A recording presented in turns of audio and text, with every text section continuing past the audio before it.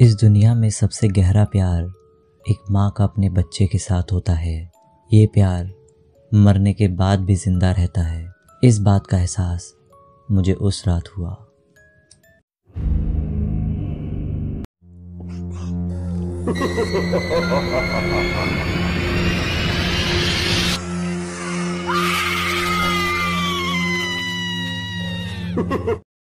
कुछ साल पहले की बात है। मेरा ऑफिस शहर से दूर एक पहाड़ी इलाके पर था। मैं उस रात ऑफिस में काम कर रहा था। आमतौर पर मेरा ऑफिस आवर 7 बजे ख़त्म हो जाता था, पर उस दिन शाम के 7:30 बज रहे थे और मैं घर जाने ही वाला था। तभी हमारी फ्लोर मैनेजर आ गई और उसने मुझे कुछ एक्स्ट्रा वर्क दिया। मैंने उसे कहा कि मेरा ऑफिस आवर ख़त्म हो चुका है, लेकिन फिर भी मैं ये काम कर दूंगा। काम करते हुए मुझे काफ़ी देर हो गया था और बाहर बहुत तेज़ों की बारिश हो रही थी।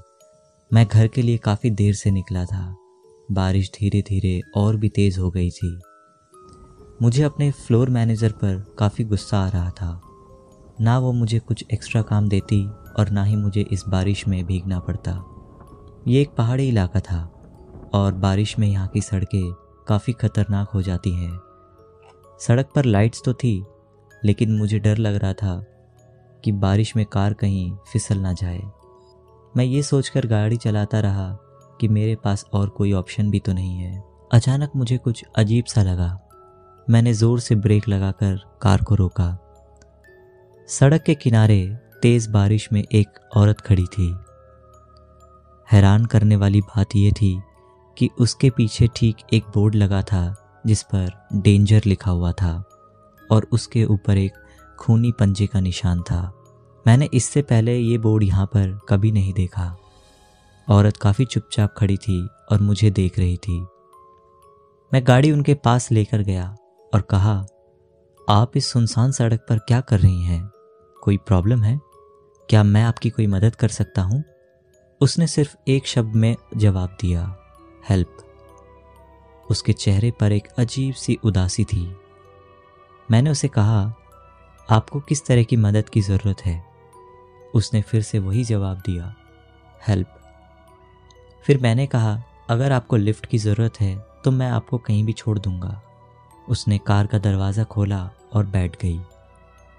मैं चुपचाप गाड़ी चलाता रहा। 10 मिनट बीत चुके थे।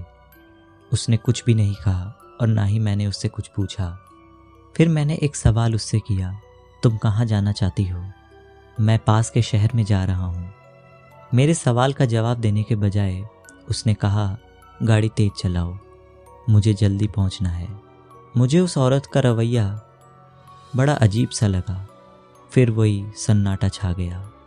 मैं जिस रोड पर जा रहा था वो रोड सामने से मुड़ रहा था।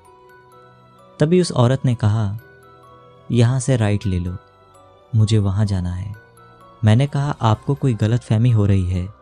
ये सड़क राइट नहीं लेफ़्ट की ओर मुड़ेगा। उसने मुझे गुस्से से जवाब दिया, मुझे कोई भी गलत फहमी नहीं है। मैंने कहा, राइट लो तो राइट पे ले लो। इस बात पर मुझे काफ़ी बुरा लगा और मैंने कहा, देखिए ये बहुत ज़्यादा हो रहा है। अब तुम मुझे इरिटेट करने लगी हो। मैं राइट टर्न नहीं करूँगा। उसने मुझे गुस्से से देखा और अचानक वो धीरे धीरे मेरे ओर बढ़ी। उसने कार के स्टीयरिंग को पकड़ लिया और राइट टर्न करवाया। कार अपने आप चलने लगी और सड़क के बैरियर्स को तोड़ते हुए जंगल में कूद गई। मैं काफ़ी डर गया था। मैंने अपने लेफ्ट सीट पर देखा तो वो औरत सीट पर से गायब थी। मुझे काफ़ी अजीब लगा कि दरवाज़ा बंद होने के बावजूद वो औरत कहाँ चली गई।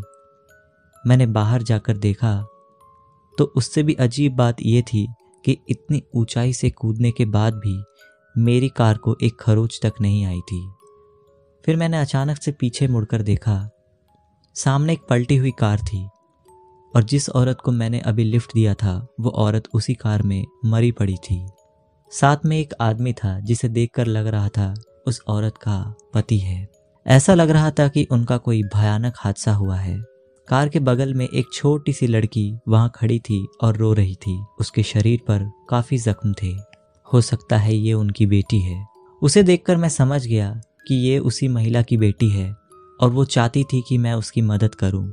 इसलिए उसकी मौत के बाद भी वो मेरे पास आई। आज उस एक्सीडेंट को 5 साल हो चुके हैं और वो लड़की आज भी मेरे साथ है।